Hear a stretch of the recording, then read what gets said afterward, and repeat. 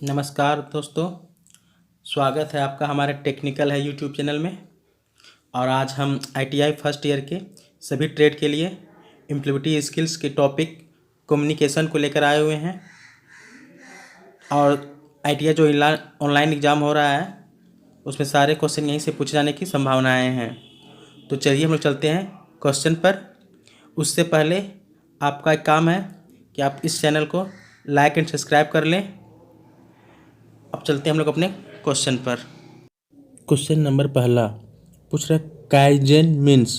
तो काइजेन जो हमारा है वो जापानी वर्ड है जो हमारा काई प्लस जेन से बना हुआ है, जिसका मतलब होता है चेंज। काई मतलब चेंज और जेन मतलब गुड। हिंदी देखा जाए तो इसका होता है बदलाव अच्छे के लिए। तो हमारा जो ऑप्शन है किससे मिलेगा, देखिए वो हमारा जो ऑप्शन डी है वो मिलेगा कंटिन्यूअस इम्प्रूवमेंट। तो आंसर हमारा होगा ऑप्शन डी। अब चलते हैं नेक्स्ट क्वेश्चन में। इसमें कह रहा है कि choose the correct contest of the given expression in group discussion. इन बोला कि ग्रुप डिस्कशन में दिए गए व्यंजक का सही संदर्भ चुनिए। अब ये जो संदर्भ दिया गया वो क्या है? Excuse me, I would, space. Options दिए हुए हैं 4। तो पहले ऑप्शंस का मतलब जान लेते हैं क्या क्या होता है। सो ऑप्शन ए है इंटरप्टिंग, इसका मतलब होता है बाधा डालना। दूसरा ऑप्शन है एग्रीइंग यानी सहमति होने पे। तीसरा ऑप्शन है समराइजिंग यानी सारांश। चौथा ऑप्शन है एम्फेसिसिंग ए पॉइंट यानी एक बिंदु पर बल देना। तो सही ऑप्शन जो हमारा लग रहा है वो होगा ऑप्शन ए इंटरप्टिंग। अगर हम इंटरप्टिंग को भरते हैं स्पेस की जगह पे तो क्या हो जाएगा? Excuse me, I would interrupting. इसका हिंदी का मतलब होगा क्षमा करें, मैं बीच में दखल दूंगा। तो हमारा आंसर हो जाएगा ऑप्शन ए इंटरप्टिंग। हम चलते हैं नेक्स्ट क्वेश्चन में।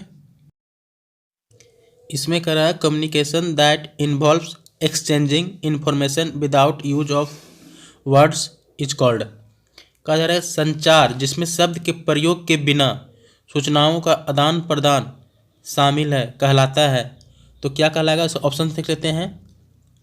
पहला ऑप्शन है वर्बल कम्युनिकेशन, जिसका हिंदी होता है मौखिक संवाद। दूसरा होता है पिक्टोरियल कम्युनिकेशन, इसका हिंदी हमारा होता है सचित्र संवाद। तीसरा ऑप्शन है रिटेन कम्युनिकेशन यानी लिखित संवाद।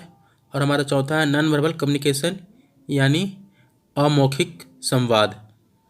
तुम्हारा ऑप्शन होगा option D non verbal communication, क्योंकि हम बिना वर्ड का यूज कर रहे हैं तो यानी हम इशारों में बातें करेंगे। और इशारों में बातें करना हमारे कौन सा कम्युनिकेशन में आता है? Non verbal communication. तुम्हारा ऑप्शन डी सही आंसर होगा। अब चलते हैं नेक्स्ट क्वेश्चन की ओर। हमने क्वेश्चन नंबर 4 नहीं लिया है क्योंकि क्वेश्चन नंबर 4 और 5 दोनों सेम थे, तो हमने सिर्फ क्वेश्चन नंबर 5 को ही लिया है। तो इसमें कह रहा है dedication to a particular work is called. इसका मतलब हुआ किसी विशेष कार्य के प्रति समर्पण कहलाता है। तो इसका ऑप्शन देख लेते हैं हम। हमारा ऑप्शन है इंटीग्रिटी यानी अखंडता। ऑप्शन बी है कॉन्फिडेंस यानी आत्मविश्वास। हमारा सी है कमिटमेंट यानी प्रतिबद्धता। और ऑप्शन डी है इंटेलिजेंस यानी बुद्धिमत्ता। तो हमारा जो ऑप्शन है ऑप्शन सी लग रहा है। ऑप्शन सी हमारा सही आंसर होगा कमिटमेंट यानी प्रतिबद्धता। इसका हिंदी हो जाएगा किसी विशेष कार्य के प्रति समर्पण कहलाता है क्या? प्रतिबद्धता। तो हमारा सही ऑप्शन होगा ऑप्शन सी। ठीक है, अब चलते हैं नेक्स्ट क्वेश्चन की ओर। एक्सपेंशन ऑफ एसएमएस इज यानी एसएमएस का विस्तार होता है, क्या होता है? तुम्हारा सही ऑप्शन होगा option D short message service. अब चलते हैं हम नेक्स्ट क्वेश्चन की ओर। For smart goal S stand for. Smart में एस का मतलब क्या है? तो यहाँ स्मार्ट के सभी लेटर्स का मतलब दिया गया है। तो देखिए एस फॉर क्या होता है? स्पेसिफिक। तुम्हारा सही ऑप्शन क्या होगा? ऑप्शन सी होगा स्पेसिफिक। अब चलते हैं नेक्स्ट क्वेश्चन पे। Gesture biting nails show space मतलब हिंदी का मतलब है इशारा नाखून चबाना दिखाता है। तो ऑप्शन का पहले मीनिंग जान लेते हैं हम लोग सभी का हिंदी में। तो पहला ऑप्शन है बोरेडम, इसका हिंदी होता है बोरियत। बी हमारा ऑप्शन है इनसिक्योरिटी, इसका मतलब होता है असुरक्षा। ऑप्शन सी है कॉन्फिडेंस यानी आत्मविश्वास। और हमारा ऑप्शन डी है डिफेंसिवनेस यानी बचाव। तो सही ऑप्शन होगा हमारा ऑप्शन बी इनसिक्योरिटी यानी असुरक्षा। अब चलते हैं नेक्स्ट क्वेश्चन की ओर। Gesture brisk and erect walking so, इसका मतलब होता है कि इशारा तेज और सीधा चलना दिखाता है। ऑप्शन है बोरेडम यानी आलस्य, बी है डिफेंसिवनेस यानी बचाव, तीसरा ऑप्शन है कॉन्फिडेंस यानी आत्मविश्वास, डी ऑप्शन से हमारा इनसिक्योरिटी यानी असुरक्षा। सही ऑप्शन होगा हमारा ऑप्शन सी कॉन्फिडेंस यानी आत्मविश्वास। अब चलते हैं हम लोग नेक्स्ट क्वेश्चन की ओर। इसमें करा goals are categorized as space, और जो लक्ष्य है हमारा वर्गीकृत किया गया है। तो हमारा जो लक्ष्य है वो वर्गीकृत होता है शॉर्ट टर्म और लॉन्ग टर्म में। तो हमारा सही ऑप्शन होगा option D short term and long term. अब चलते हैं हम लोग नेक्स्ट क्वेश्चन पे। इसमें करा in face to face communication body language accounts for, इसका मतलब होता है कि अगर किसी से आप फेस टू फेस बात कर रहे हो तो आपको उसमें बॉडी लैंग्वेज का ही बहुत बड़ा प्रभाव होता है, मायने होता है उसका भी। तो कितना होता है उसका, तो 55% बॉडी लैंग्वेज का प्रभाव होता है। तो हमारा सही से आंसर होगा ऑप्शन सी 55%। तो अब हम चलते हैं नेक्स्ट क्वेश्चन की ओर। Intrinsic motivation is a space, तो हमारा जो इंट्रिंसिक मोटिवेशन है वो होता है आंतरिक प्रेरणा, और जो हमारा आंतरिक प्रेरणा होता है वो लॉन्ग लास्टिंग होता है। ऐसी मोटिवेशन दो प्रकार के होते हैं, एक इंट्रिंसिक मोटिवेशन और एक एक्सट्रिंसिक मोटिवेशन। इंट्रिंसिक मोटिवेशन होता है आंतरिक मोटिवेशन, और एक होता है एक्सट्रिंसिक मोटिवेशन, वो होता है बाह्य मोटिवेशन। तो आंतरिक मोटिवेशन जो होता है वो लंबे समय के लिए होता है, और जो बाह्य मोटिवेशन होता है वो कम समय के लिए होता है। तो हमारा जो इंट्रिंसिक मोटिवेशन है वो क्या होगा, लॉन्ग लास्टिंग होगा। तो हमारा सही ऑप्शन क्या होगा, बी, हमारा बी सही ऑप्शन होगा। अब चलते हैं नेक्स्ट क्वेश्चन की ओर। लिसनिंग टू रेलवे और flight announcement teachers lecture comes under, इसका मतलब है रेलवे या फ्लाइट की घोषणा या टीचर के लेक्चर सभी किस सुनवाई में आते हैं, यानी किस लिसनिंग में आते हैं। तो हमारा जो ऑप्शन है वो देखना पड़ेगा। पहला हमारा क्रिटिकल लिसनिंग यानी आलोचनात्मक सुनना, दूसरा है अप्रिसिएटिव लिसनिंग यानी सराहनीय सुनना, तीसरा है हमारा थेराप्यूटिक लिसनिंग यानी चिकित्सकीय सुनना, और चौथा है हमारा कम्प्रिहेंसिव लिसनिंग यानी व्यापक सुनना। तो हमारा सही ऑप्शन होगा व्यापक सुनना, ऑप्शन डी। अब इसका मतलब हो जाएगा रेलवे या फ्लाइट की घोषणा, टीचर के लेक्चर सभी क्या व्यापक सुनवाई में आते हैं। अब चलते हैं हम नेक्स्ट क्वेश्चन की ओर। इसमें कह रहा है listening to songs only to drive pleasure comes under space, इसमें कह रहा है केवल आनंद बढ़ाने के लिए गाने सुनना के अंतर्गत आता है। तुम्हारा पहले ऑप्शन देख लेते हैं। ऑप्शंस हैं क्रिटिकल लिसनिंग यानी आलोचनात्मक सुनना, दूसरा है थेराप्यूटिक लिसनिंग यानी चिकित्सकीय सुनना, तीसरा है अप्रिसिएटिव लिसनिंग यानी सराहनीय सुनना, और चौथा है हमारा कम्प्रिहेंसिव लिसनिंग यानी व्यापक सुनना। तुम्हारा सही ऑप्शन होगा ऑप्शन सी अप्रिसिएटिव लिसनिंग। अब चलते हैं अगले क्वेश्चन की ओर। अगला कर रहा है मोटिवेशन इज कैटेगराइज्ड इनटू, तुम्हारा जो मोटिवेशन है वो हमारा कैटेगराइज्ड है इंट्रिंसिक एंड एक्सट्रिंसिक मोटिवेशन में। इसका मतलब है कि हमारा जो प्रेरणा है मोटिवेशन है वो दो भागों में वर्गीकृत किया जाता है। पहला इंट्रिंसिक यानी आंतरिक मोटिवेशन, और दूसरा है एक्सट्रिंसिक यानी बाह्य मोटिवेशन। तो हमारा सही ऑप्शन होगा ऑप्शन ए। अब चलते हैं हम नेक्स्ट क्वेश्चन की ओर। Noise physical discomfort of hotness और कोल्डनेस कम्स अंडर स्पेस, यानी कह रहा है जो शोर है गर्मी या ठंडक की शारीरिक परेशानी के किसके अंतर्गत आता है? तुम्हारा जो ऑप्शंस है वो पहला ऑप्शन है कल्चर बैरियर यानी सांस्कृतिक बाधा। दूसरा है लैंग्वेज बैरियर यानी भाषा बाधा। तीसरा है परसेप्शन बैरियर यानी उपदेश बाधा। और चौथा है हमारा इन्वायरमेंट बैरियर यानी पर्यावरण बाधा। तो हमारा गर्मी या ठंडक जो है वो शारीरिक परेशानी की पर्यावरण बाधा में के अंतर्गत आती है। तो हमारा ऑप्शन हो जाएगा ऑप्शन डी, पर्यावरण बाधा। अब हम चलते हैं नेक्स्ट क्वेश्चन की ओर। इसमें कह रहा है कि rise and fall of pitch of voice is called यानी आवाज़ की पिच के उठने और गिरना कहलाता है। तो हमारा जो ऑप्शन है वो क्या है देख लेते हैं। पहला है वोवेल यानी स्वर। दूसरा है हमारा इंटोनेशन यानी आवाज़ का उतार चढ़ाव। तीसरा हमारा है कॉन्सोनेंट यानी व्यंजन। और चौथा हमारा है प्रोनाउंसिएशन यानी उच्चारण। तो हमारा सही आंसर होगा ऑप्शन बी, इंटोनेशन, आवाज़ का उतार चढ़ाव। अब हम चलते हैं नेक्स्ट क्वेश्चन पर। इसमें कह रहा है the study of right and wrong in human endeavours is called space.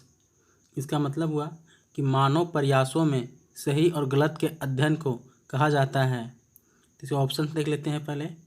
Option A है मोटिवेशन मतलब प्रेरणा। ऑप्शन बी है सेल्फ अवेयरनेस मतलब आत्म जागरूकता। तीसरा हमारा है इथिक्स मीन्स आचार विचार। और चौथा हमारा है गोल यानी लक्ष्य। तो हमारा सही ऑप्शन होगा ऑप्शन सी, इथिक्स। अब चलते हम अगले क्वेश्चन पे। इसमें करा what is a drawback of role playing यानी भूमिका निभाने की कमी क्या है। तो इसका ऑप्शन देखते हैं हम लोग। पहला ऑप्शन है विल्स कॉन्फिडेंस यानी आत्मविश्वास बनाता है। दूसरा ऑप्शन है डेवलप्स लिसनिंग स्किल यानी सुनने का कौशल विकसित करता है। Option third does not provide real situation यानी वास्तविक स्थिति प्रदान नहीं करता है। चौथा option develop creative problem solving यानी रचनात्मक समस्या समाधान विकसित करता है। तो हमारा सही ऑप्शन होगा option C, does not provide real situation. अब चलते हैं हम नेक्स्ट क्वेश्चन की ओर। इसमें कह रहा है question what should come next after selecting the solution in problem solving process. इसमें कह रहा है समस्या समाधान प्रक्रिया में समाधान का चयन करने के बाद आगे क्या आना चाहिए। तो चलिए देखते हैं। ऑप्शन में बोल रहा है पहला ऑप्शन बोल रहा है लुक फॉर अल्टरनेट यानी वैकल्पिक की तलाश करें। दूसरा ऑप्शन बोल रहा है रूट काउज एनालिसिस यानी मूल कारण का विश्लेषण। थर्ड कर रहा है आइडेंटिफाई द प्रॉब्लम यानी समस्या को पहचानो। और चौथा कर रहा है इम्प्लीमेंट द सॉल्यूशन यानी समाधान लागू करें। अब देखिए क्वेश्चन क्या कह रहा है। समस्या समाधान प्रक्रिया में समाधान का चयन करने के बाद हमें क्या करना चाहिए, समाधान को लागू करना चाहिए। तुम्हारा जो ऑप्शन डी है वो क्या होगा, सही आंसर होगा। तुम्हारा ऑप्शन डी सही आंसर है। अब चलते हैं अगले क्वेश्चन में। इसमें कह रहा है which factor helps to motivate people यानी कौन सा कारक लोगों को प्रेरित करने में मदद करता है। तो पहला ऑप्शन है लैक ऑफ फोकस यानी ध्यान की कमी। दूसरा ऑप्शन है लैक ऑफ कॉन्फिडेंस यानी आत्मविश्वास की कमी। तीसरा ऑप्शन है लैक ऑफ डायरेक्शन यानी दिशा की कमी। चौथा ऑप्शन है लैक ऑफ नर्वसनेस यानी घबराहट की कमी। तो सही हमारा आंसर होगा option D, lack of nervousness यानी घबराहट की कमी। क्योंकि आपके पास घबराहट की कमी रहेगा तभी आप क्या हो सकते हैं, आप मोटिवेट हो सकते हैं। चलिए अब चलते हैं नेक्स्ट क्वेश्चन की ओर। इसमें कह रहा है कि which one is 3 P of public speaking. और समझते हैं इसको बढ़िया से। बोल रहा कि जब भी हम लोगों के सामने या किसी स्टेज से बोलते हैं तो हमें बोलने में हिचकिचाहट होती है, हमें अंदर में डर लगने लगता है। तो ये सब चीज़ हिचकिचाहट ना आए, बोलने में डर ना लगे, ये सब के लिए एक रूल अपनाया गया है। इसी रूल को हम लोग बोलते हैं 3P। इस 3P को अपनाने से क्या होता है, ना तो हमें हिचकिचाहट आएगी बोलने में और ना हमें डर लगेगी, तो हम अच्छे से कहीं भी बोल पाएंगे। तो इसी रूल क्या बोला गया है 3P। और इस 3P में क्या क्या आता है, 3P में हमारा आता है प्रिपेयर, प्रैक्टिस और परफॉर्म। तो अब हम देखते हैं कि ये किस ऑप्शन में मिल रहा है। तो हमारे देख रहे हैं कि ऑप्शन बी में सारा कुछ मिल रहा है, यानी हमारा ये ऑप्शन बी क्या होगा, सही होगा। ऑप्शन बी सही है। अब चलते हैं नेक्स्ट क्वेश्चन की ओर। इसमें कह रहा है कि which one is a does for interview etiquette, यानी इसका मतलब है कि साक्षात्कार शिष्टाचार के लिए कौन सा क्या करें हम। तो पहला ऑप्शन है नर्वसनेस यानी घबराहट। दूसरा ऑप्शन है इनफॉर्मल ड्रेस यानी औपचारिक पोशाक। तीसरा है हमारा क्लैम अप्रोच यानी क्लैम दृष्टिकोण। और चौथा हमारा है एक्सेसिव गेस्चर यानी अत्यधिक इशारा। तो अब हम ऑप्शन से मिलाते हैं। देखिए, वो साक्षात्कार के समय हमें क्या नहीं करना चाहिए, घबराहट नहीं करना चाहिए, औपचारिक पोशाक नहीं पहनना चाहिए। तीसरा हमारा क्लेम दृष्टिकोण है, हाँ ये हम कर सकते हैं, क्योंकि जब भी हमारा इंटरव्यू हो रहा होगा उसमें हम दृष्टि को अपना बनाए रखेंगे। और तीसरा है हमारा, चौथा है हमारा अत्यधिक इशारा, जो कि हम इंटरव्यू समय ज़्यादा इधर उधर इशारा नहीं कर सकते हैं। तो हमारा सही ऑप्शन होगा ऑप्शन सी क्लेम अप्रोच यानी क्लेम दृष्टिकोण।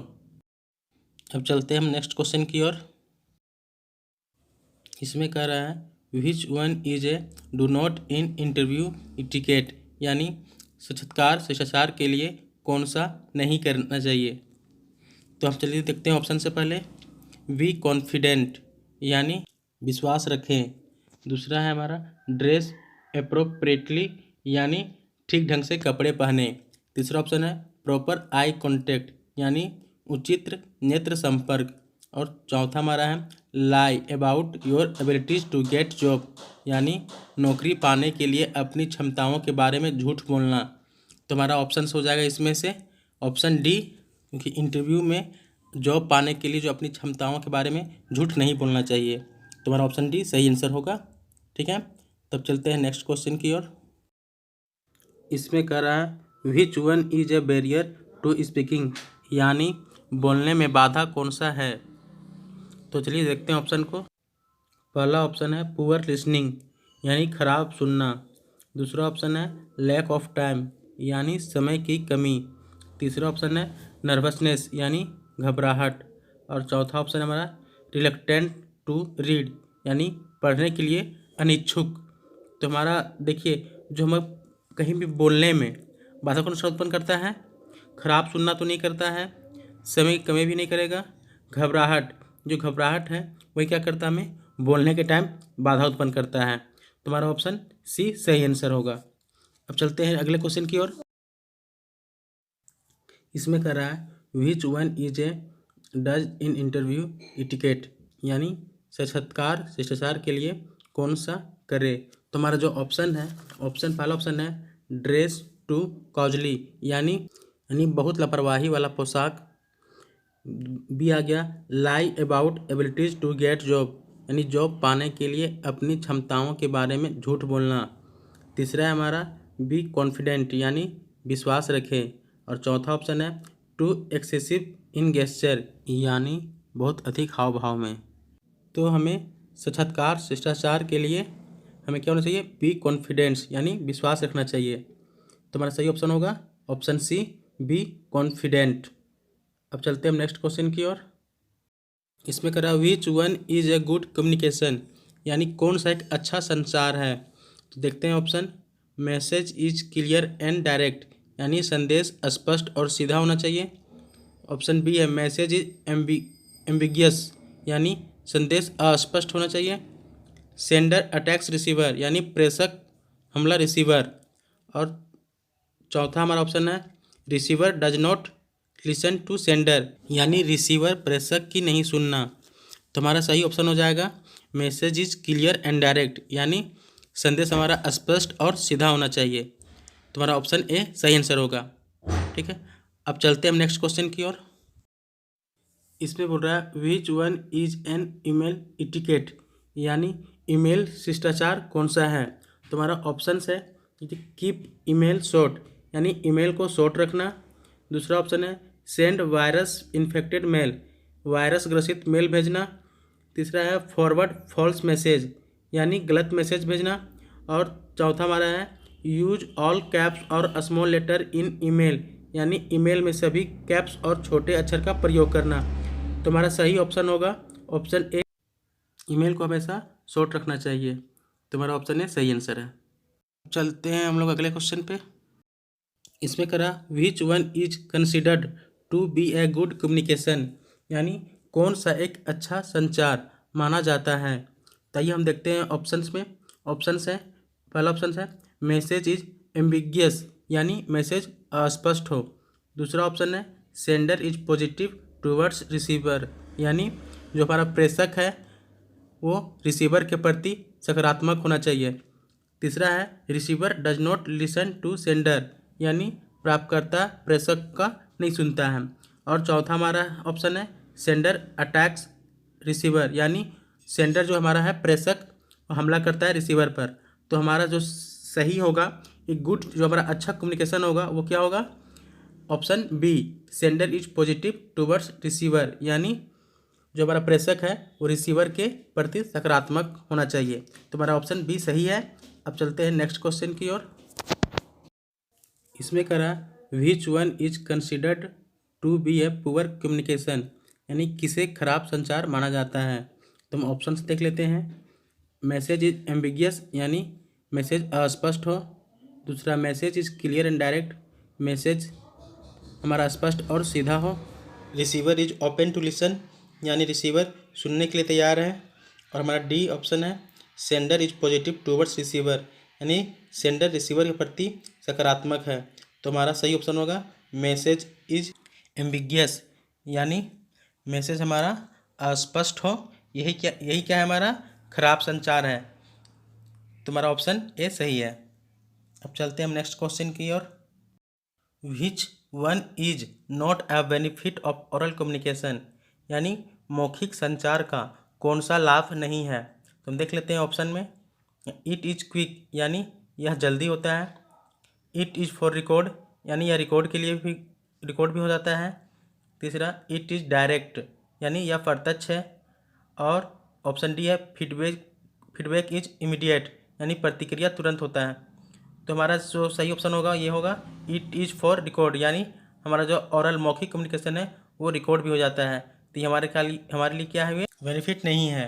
तो हमारा सही ऑप्शन हो जाएगा option B it is for record. अब हम चलते हैं अगले क्वेश्चन पर। इसमें कह रहा है which one is not a part of triple A listening, कह रहा है इसमें जो ट्रिपल ए लिसनिंग है वो इसमें जो ऑप्शन दिया गया है इसमें से कौन नहीं आता है ट्रिपल ए में। तो हमारा जो ट्रिपल ए है उसमें आता है हमारा एटीट्यूड, अटेंशन और एडजस्टमेंट, हमारा ट्रिपल ए में आता है। तो ऑप्शन देखिए कौन सा नहीं आ रहा है हमारा, तो एनएक्सटी नहीं आ रहा है। तो ऑप्शन ए हमारा होगा सही आंसर। अब हम चलते हैं नेक्स्ट क्वेश्चन की ओर। अगला क्वेश्चन पूरा है which one is not an article. तो ये बहुत सा इजी क्वेश्चन है। पूछ रहा है कि जो ऑप्शन दिया है उसमें से आर्टिकल कौन सा नहीं है। तो हम जानते हैं कि जो आर्टिकल होता है वो ए एन और दा होता है। तो इसमें ऑप्शन सी क्या होगा, इन हमारा क्या होगा, आर्टिकल नहीं होगा। तो ऑप्शन सी क्या हमारा सही आंसर है। ठीक है, अब चलते हैं हम नेक्स्ट क्वेश्चन की ओर। इसमें कह रहा है which one is not an element of three P's of public speaking. तो ये क्वेश्चन हमारा पहले भी आ चुका है इसमें। तो हमारा इसमें कह रहा है कि जो हमारा 3P है, जो बोलने का जो हमारा रूल है वो हमारा जो 3P है उसमें से इनमें ऑप्शन में से कौन सा नहीं आता है 3P के अंदर में। तो हमारा देखते थे 3P में क्या क्या आता था, प्रिपेयर आता था, प्रैक्टिस आता था और परफॉर्म आता था। तो हम देखते हो ऑप्शन में कि कौन सा नहीं है इनमें से। तो हमारा ऑप्शन सी दिख रहा है पॉजेज नहीं है इनमें से। तो हमारा सही ऑप्शन क्या होगा, पॉजेज हमारा सही ऑप्शन होगा। अब हम चलते हैं नेक्स्ट क्वेश्चन पर। इसमें कह रहा है which one is not an essential characteristic to achieve success, यानी सक्सेस को प्राप्त करने के लिए एक जरूरी व्यवहार कौन सा नहीं है? तुम्हारा ऑप्शन है कमिटमेंट यानी प्रतिबद्धता, ये तो हमारा ज़रूरी है। बी है इंटीग्रिटी यानी अखंडता, ये भी ज़रूरी है हमारा। ऑप्शन सी कॉन्फिडेंस, ये भी ज़रूरी है हमारा। और हमारा जो चौथा ऑप्शन है अनइथिकल वर्क यानी अनैतिक कार्य, ये हमारा ज़रूरी नहीं है। तो हमें सक्सेस पाने के लिए हमें अनैतिक कार्य की ज़रूरत नहीं होती है। तुम्हारा ऑप्शन डी क्या होगा? सही होगा। अब चलते हैं हमारे नेक्स्ट क्वेश्चन में। इसमें कह रहा है which one is not the outcome of positive attitude, यानी कौन सा सकारात्मक दृष्टिकोण का परिणाम नहीं है। तो हमारे जो ऑप्शंस है वो देख लेते हैं। एथॉन्सिज्म यानी जोश, बी ऑप्शन है क्रिएटिविटी यानी रचनात्मक, ऑप्शन सी है बोरेडम यानी बोरियत, और चौथा हमारा ऑप्शन है प्रॉब्लम सॉल्विंग एटीट्यूड। तो अगर आपके पास अगर पॉजिटिव एटीट्यूड है यानी सकारात्मक दृष्टिकोण है तो आप में बोरियत नहीं होगा। तो हमारा ऑप्शन सी क्या होगा? सही आंसर होगा बोरेडम। अब चलते हैं अगले क्वेश्चन पर। इसमें कह रहा है which one is the latest and effective means of modern communication. इसका मतलब है कौन सा लेटेस्ट और इफेक्टिव आधुनिक संचार है। तुम देख लेते हो ऑप्शन क्या है। Fax, postal mail, electronic mail, message through TV. तुम्हारा सही ऑप्शन होगा इलेक्ट्रॉनिक मेल। तो दोस्तों ये चैप्टर यहीं पे समाप्त होता है, ठीक है। अच्छा दोस्तों, अगर आपके लिए ये वीडियो बेनिफिशियल हुआ होगा तो प्लीज़ लाइक एंड सब्सक्राइब कर दें। बहुत मेहनत लगता है वीडियो बनाने में, बहुत टाइम लगा है, तो कृपया मेहनत की कदर करें और लाइक एंड सब्सक्राइब कर दें और शेयर भी कर दें। Thank you.